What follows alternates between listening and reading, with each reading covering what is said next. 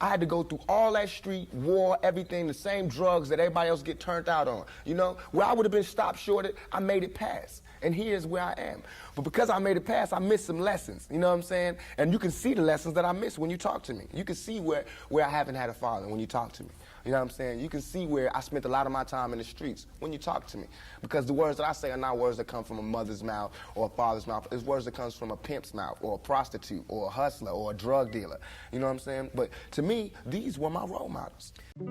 I want to thank you just for having a platform where I can say my story. That's something that I've thought about saying for a while. And this part I want to talk about right now is leading up to a bigger part. Okay.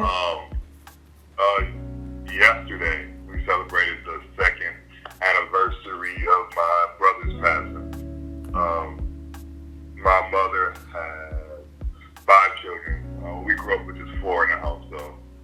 So it's my older sister, then it's my brother who wasn't in our house growing up, and then there's me and my sister and my little brother. Her first 3 children are all from the same man, which is my father. And then the next 2 are my little brother and little sister is from the guys, my pops who raised me, right? Okay. Myself, I have 5 kids. I have an older son. He's a sophomore in college this year. He's outside of my home, so before I met my wife. And then I have another son who graduates this year. His open house is this Friday. He is from outside of me, right? He's always been in my house, so you know. I married his mom.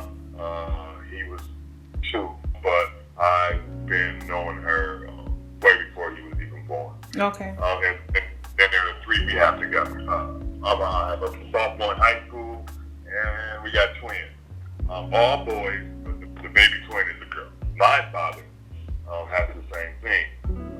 But my older sister is his oldest child. And then he has my brother and I. And then he had a son with his wife who passed away at a very young age. Didn't even make it to 1. So my father has had 4 sons and a daughter as well. He is institutionalized. If I'm 42 this year, I'll say at least 35 years of my life, my father's been in jail. Know for a fact that had I had a father, had I had somebody, and I hate saying this because white people love hearing black people talk about this, but had I had a father, had I had some of these opportunities, I'd have been able to help my mother more. She wouldn't have went the road she went. I could have been a better son. You know what I'm saying? She wouldn't have went that road. It was the absence of my father. You know what I'm saying? I'm dealing with him being daddy not being there. My mother's dealing with him being my man not being there. You know, so many problems in our community that affect everything. So by me not having that, I ain't never want to hear nothing about no kind of relationships between a black man and a black woman. I knew they didn't work. Because as far as I knew, my daddy was the coolest dude out there. And my mama was a Panther. So if they didn't work, it don't work. That's how I felt.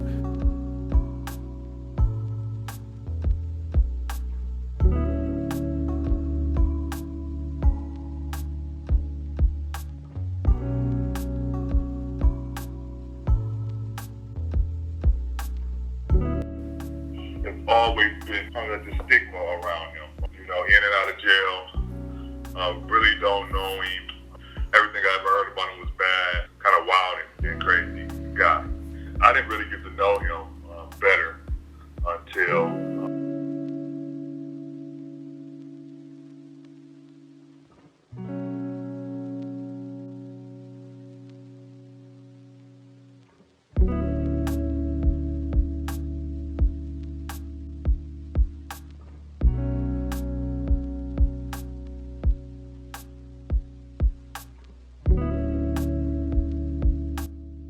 So anyway, he helped me be able to connect with my father. I remember when my brothers decided to move down here, we all lived in the Stonegate. So I had an apartment with my family out there. My sister had an apartment with her family. My mom had an apartment with her family out there. My brother came down from Detroit Food out there with his family. And just so happened, my dad got out of jail. And the girl he was messing with lived next door to my sister. So, and he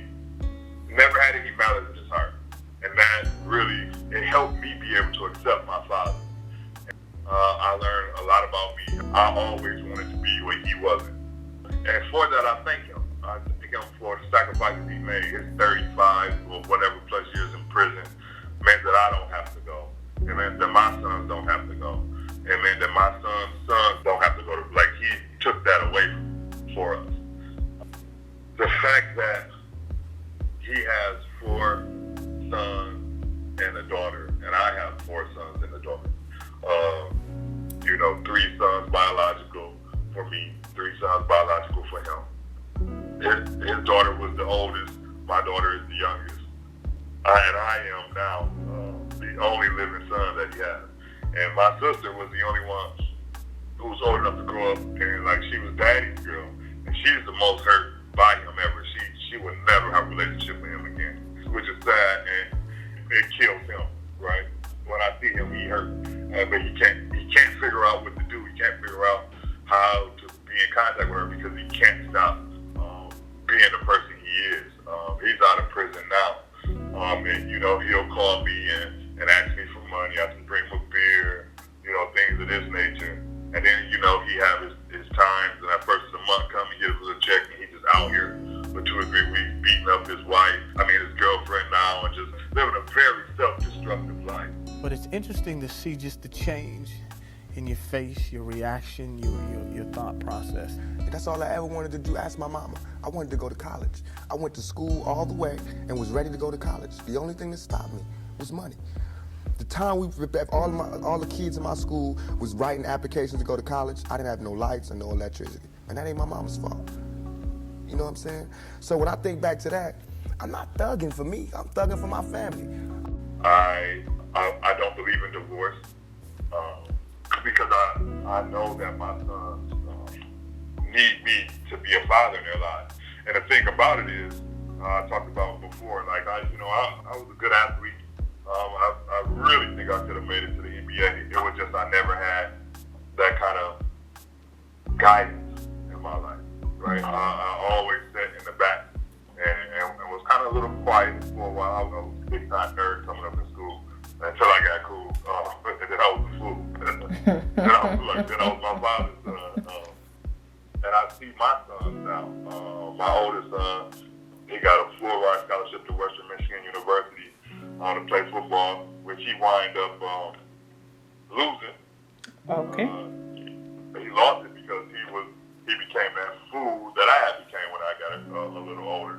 As far as he lost his scholarship because he was partying and not going to class and failed a couple of drug tests. Watching my mother just go through changes and everything, it's like my mother's my partner. She a soldier, she a soldier like I'm a soldier, and I watched the game that she went through. If I would have went the same way my mother went, had not she did her route and showed me where it went wrong with her. My mother always told me, don't you ever just volunteer yourself to our people, because they'll use you. That's what they do. You know what I'm saying? She also told me to follow my heart and for me to be the leader. My mom was a single mom, and I did not want her to have the burden. She had 2 more kids above me of having to provide for me. Once I was 18, I graduated on my 18th birthday from choice. Went to Southwestern.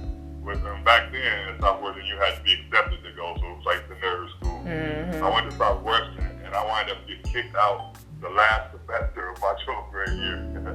and I had to go to choice just being a fool, right? And then from there, I went to the military. I graduated on my 18th birthday. 2 weeks later, I was in basic training. In the military, I got in a lot of trouble in the military because I was flint. While I was being a fool, it was like it was a protected environment though, and I used to travel to Amsterdam a lot. So I eventually wind up having to leave the military for failure to rehab because of the same reason my son, right, partying and smoking. And I remember having this conversation with my son because he didn't know if he wanted to play football anymore, right? He had kind of lost the love of it last year, and I told him, well, my father wasn't there to tell me, this is your ticket out, son. But I told my son this too, like in order for you to become a man, you got to come see me because there's some things in my life that you need to know because you're my son, right? And that's how I can appreciate my father, even though it took me a while to get to know these things about him.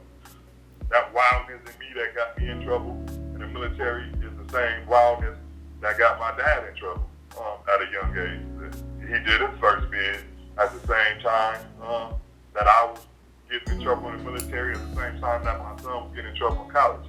But what I told my son is this: I have made those mistakes for you already. Just like we don't have to worry about going to prison. My dad has done that for us already. You don't have to worry about, messing your life up or setting your life on another course, right? Here I am, 42.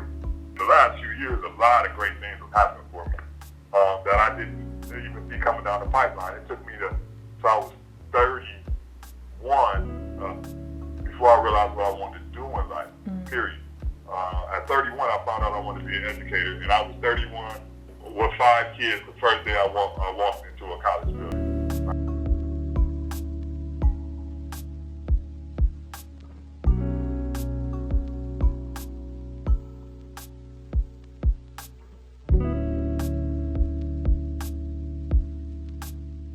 When I got saved and got to church, I became a deacon real fast in the church. And I didn't go to church.